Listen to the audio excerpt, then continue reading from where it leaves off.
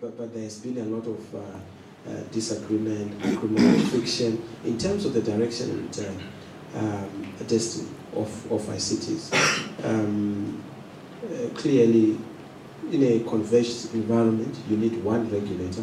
Right now we have port trusts, we have bars, doing all sorts of things. We just want one converged regulator to deal with issues of broadcasting, issues of internet, issues of registering our license. And it's an area where we have not been able to reach a consensus. Going forward, my vision and my obviously with elections, it's very difficult for me to always talk about the vision because you have to cross the river first, the election. But with the confidence I have, when I'm retained as Minister of ICT after election in 2 months, I hope to then make sure that we deal with aspects of now moving from just the aspect of the extending the reach to issues of quality. Yes. We need to put benchmarks in terms of the standards of excellence. We must put monitoring mechanisms on operators so that if they are not able to reach a particular threshold of quality, then they are supposed to be penalized or even dealt with in very drastic ways in terms of sanctions and measures. We also want to make sure that we deal with issues of cost.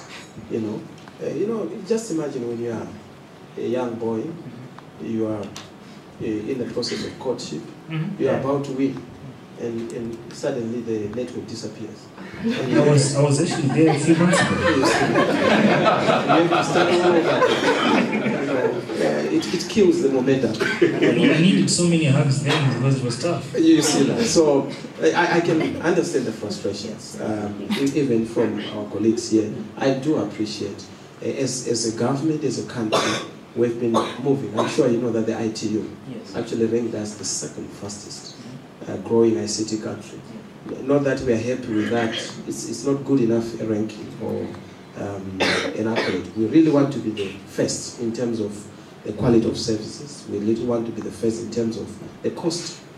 We have what we call the cost model, which is an ITU-based model of costing.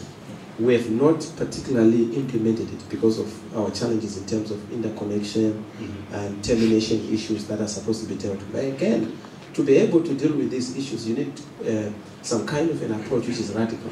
But to be radical, you also need a concerted government voice in terms of policy. Look at the issue of BlackBerry, for example.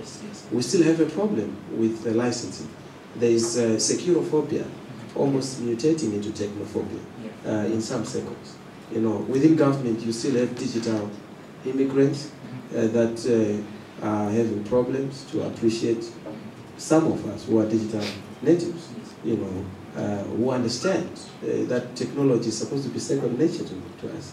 And these are the battles we are engaging in the corridors of government. But thank God, with the election, I'm sure we're going to be able to resolve these issues and start focusing on making sure that we have competitive costing models, we have competitive quality thresholds for our service providers, and also making sure that we are able to also have consumer protection mechanisms, and even the ICT regulation mechanisms. Right now, cyberbullying, we don't have sufficient safeguards. Cyber security, cryptography, digital signatures, we are still lagging behind. I mean, if we were to have problems in terms of our e-commerce framework, e-banking, we are still lagging behind. The framework has to be articulated. We did nationwide consultations. The people have spoken. Citizens have spoken. Sector players have spoken. Government-wide, various ministries have spoken. But in terms of implementation, we still have these challenges because, like I told you, we are still in a very diverged or divergent mindset in a converged dispensation.